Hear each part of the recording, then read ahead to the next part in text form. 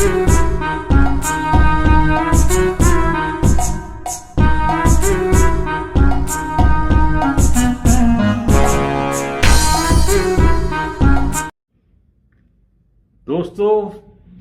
good morning.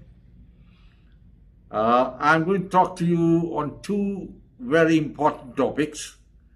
And the first one I'm going to cover is Bangladesh. खैर मैं आपको news नहीं बताऊंगा. You already know that I don't tell you the news at all. News तो already is there all over the world. You can see it on, watch it on TV. You can read in the newspaper. You know what's happened in Bangladesh. The Prime Minister has to flee the country. But the question is, who could have engineered it and what's really happened? Now, there's a point which we must understand. The hua kya hai, exactly what has happened, and why it happened, and what is the lesson for India. This is very important. मेरे ख्याल में जो शेख हसीना थी, ये over confident हो गई थी, number one. Number to, 15 साल के लिए वो प्राइम मिनिस्टर बनी रही and she lost touch with reality. ये दो चीज़ें याद रखिए. कोई भी जो लीडर होता है, he must not lose touch with reality and touch with the people. Unfortunately Sheikh Hasina का यही हाल हुआ है. Lot of Indian newspaper commentators, हमारे बड़े बड़े माने हुए जो कॉरेस्पॉन्डेंट्स हैं, दे आर सेइंग कि ये हाथ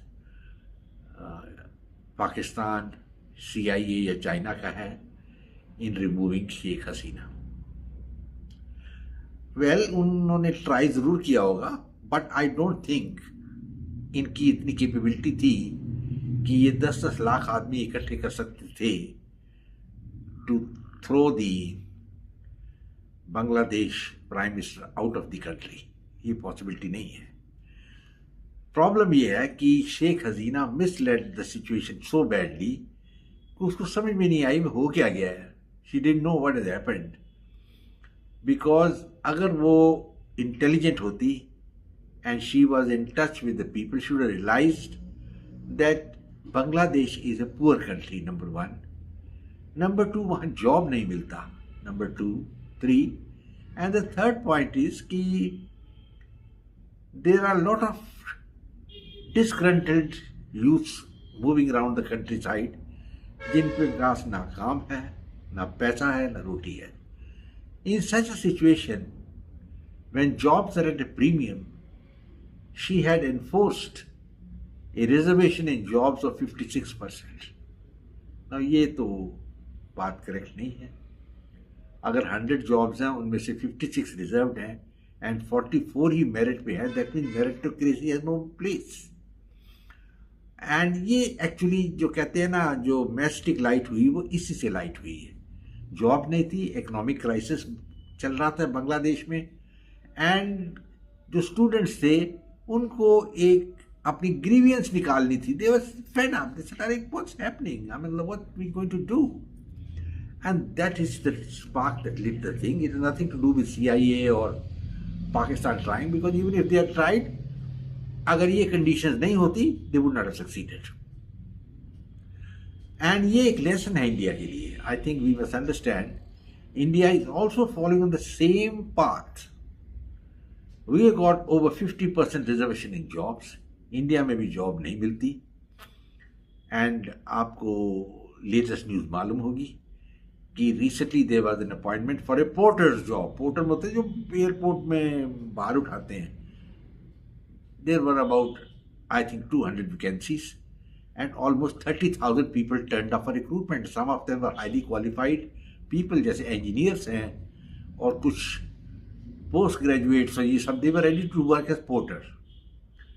और इतना क्राउड इकट्ठा हो गया कि they recruitment had to be cancelled. That means jobs are not available even in India.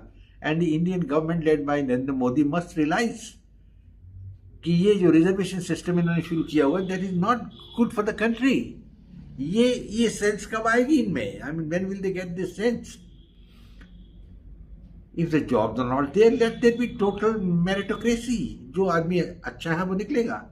Where is the question that you are going to reserve jobs for some people based on religion and caste, because after all ये जो reservation है is only for the Hindus. It is not for any other religion. Parsis हैं, Christians हैं, इनके लिए reservation तो नहीं है. Muslims हैं. Reservation only for the Hindus. Number one, which is a detrimental thing. Number two, Hindus में भी reservation है कि वो जो lower caste है उनके लिए 50 या 55% reserved है. चाहे वो 10 नंबर लाए या 0 लाए, वो उनके लिए reserved है. जॉब आपको मिलेगा. And that was the thing which was going on in Bangladesh. वहाँ 56% reservation थी and the spark was lit from there. तो मेरी राय यही है, and I think I'm correct, will agree that this has nothing to do with CIA trying to do something and creating a situation where we will overtake the Bangladesh government. Sheikh Hasina failed to read the situation. अच्छा, secondly, सब कह रहे हैं कि जी Indian government had given a warning to Bangladesh Prime Minister that the army chief she was appointing had pro-China leanings. Possibility, because किसी की तो pro-China leanings होती हैं, कईयों की नहीं होती. It's a question of personal choice. But she ignored this thing. I don't know whether such a order was given or advice was given or no. But if it was given, well, it's not a very good thing that she didn't follow it. But at the same time, you see, अगर ये agitation शुरू नहीं होती, even the Bangladesh army chief would have finished his tenure and gone. But once this agitation picked up, and आप photos देखिए जो drone से आई हैं, lakhs and lakhs of people had congregated because एक आग लग गई, and in the fire the extremist Islamists also jumped in the fray. अब अमेरिका की जो CIA है वो not like कि Bangladesh prime minister Sheikh Hasina should be overthrown और उसी जगह एक Islamic regime आ जाए like in Iran. I don't think they would like it. And Pakistan could of course like it, but Pakistan की influence मेरे ख्याल में Bangladesh is not much. Other than a few extremist Muslims, wanting to be with Pakistan, that's all. Nobody wants to go back and join Pakistan and have the old state of Pakistan coming up. That's a point we must bear in mind. So the problem was internal to Bangladesh, and India should have given proper advice to Sheikh Hasina. और army को blame करते हैं, पर अगर हसीना की जान बची है, it is because of the army only in Bangladesh. You see, it is the army which gave her the helicopter to fly from Dhaka to India. It was a Russian Mi-17, I think, which took off with Sheikh Hasina. Of course, the situation was so tense that the army chief only could give her 45 minutes time to pack up and go. There was no time actually. And it was a good thing she left in that period, because just after that the crowds entered the house, ransacked it, and destroyed everything there. And if Sheikh Hasina had been there, I think she would have been lynched to death. So the credit for saving her life should also go to the army, which in any case engineered her removal. And some people are talking that the army, instead of asking Sheikh Hasina to resign, should have supported the government and fired on the demonstrators. अब ये एक बहुत difficult question है, because आपको मालूम है Tiananmen square में China में 20,000 students were shot dead by the Chinese army. But that was a communist regime. और हमारी जो डेमोक्रेटिक regimes हैं, whether even in Pakistan or India or Bangladesh, ऐसी चीज़ नहीं कर सकते आप. And my reports are that the armed forces जो थी, the soldiers were very reluctant to fire on the Bangladesh crowds and kill, say, 10,000 people or something like that. It was not worth it, and the crowd was so spontaneous. And एक और चीज़ आप note करिए कि there is an inherent hatred against the Hindus in India. Because अगर ये hatred नहीं होती तो ये शेख मुजीबुर रहमान के जो स्टैचूज हैं वो तोड़ रहे हैं, गिरा रहे हैं, and a number of places they are using bulldozers for it, they would not have taken place. The very fact that they have taken place means there is an inherent hatred against India in particular, because Sheikh Mujib had won freedom with the help of India. So even despite the fact that India brought independence to Bangladesh, The Bengalis, they don't feel ingratiated to India or grateful to India. वो कहते हैं भाई ये हम Hindus के साथ नहीं deal करेंगे.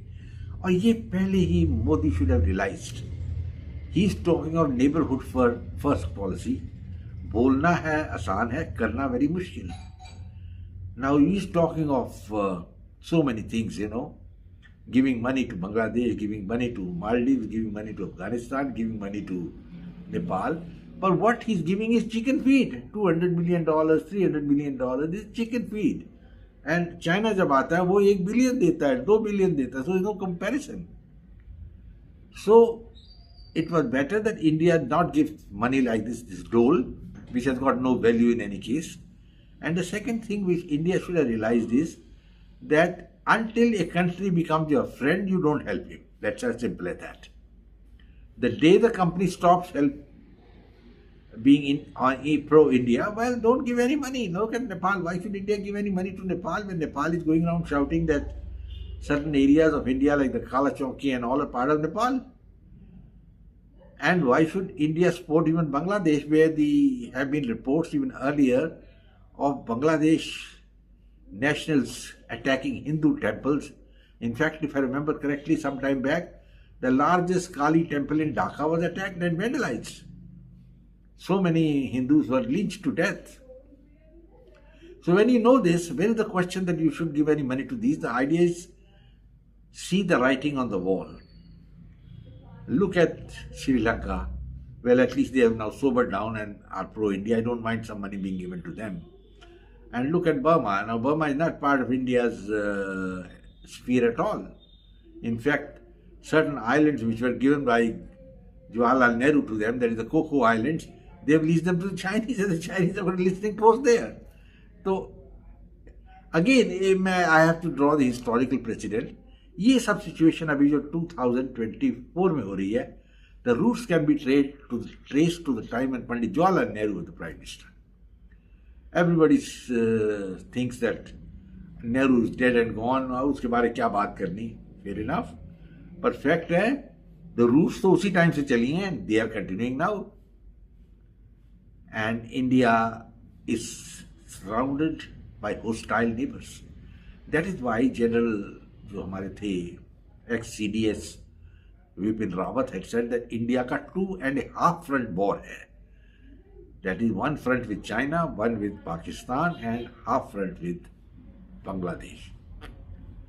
बांग्लादेश के साथ हमारा 4,000 kilometers का border है, which is the largest border with any other country, more than Pakistan also. And we have a sizable Hindu minority there. India has a duty to that minority.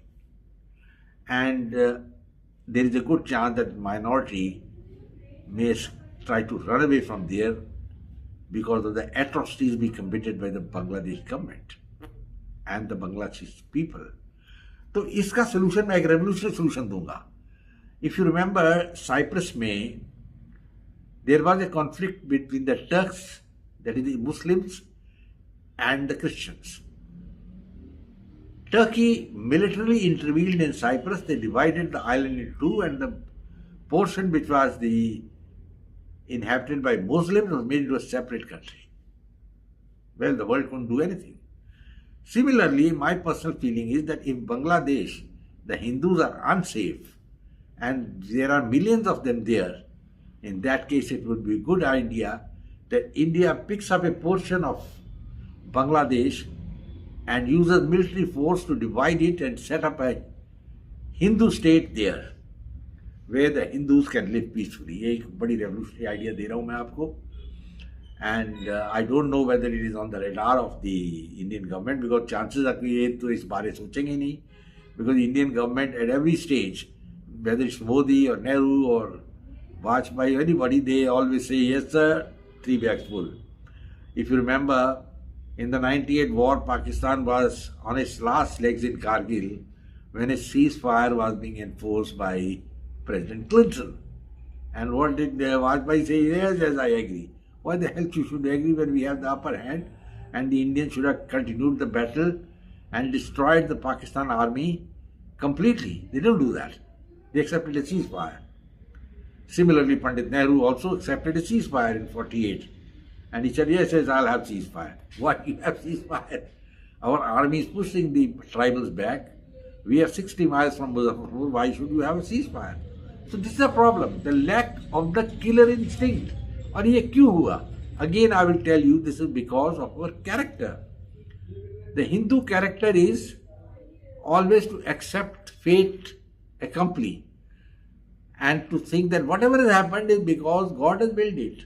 When you have that sort of philosophy, you will allow the Muslims to rule over you for 900 years. Can you imagine a population of 250 million Hindus being ruled by just a few lakh Muslims? I mean, it's a shame, frankly. And the same thing is happening now. At that time, we lost because of division in our society. Even when Porus came, I think Alexander came, I think the brother-in-law of Porus went and joined Alexander. Similarly, when Muhammad Ghori was fighting the Battle of Tarain, I think the brother-in-law of Prithviraj, I think his relation, went and joined Ghori in the battle against Prithviraj, and Prithviraj ultimately lost. So everywhere we have had traitors galore, and that being the case, India is going to have a very difficult time. Now Bangladesh, we have to treat with kid gloves. Who comes into power? And don't rush headlong and say, like, we are going to give you this much, we'll help you this much and all that. And at the same time, India must think of safeguarding the Hindu community there. And I see nothing wrong with carving a portion of Bangladesh out from that country and making a Hindu homeland there. Well, ultimately it is the theory which goes all over the world, might is right. So India has to be militarily strong. And this is something which the Congress party didn't do in India. For 70 years, they're sitting on the fence. They wanted only import of weapons and keep money in their pockets.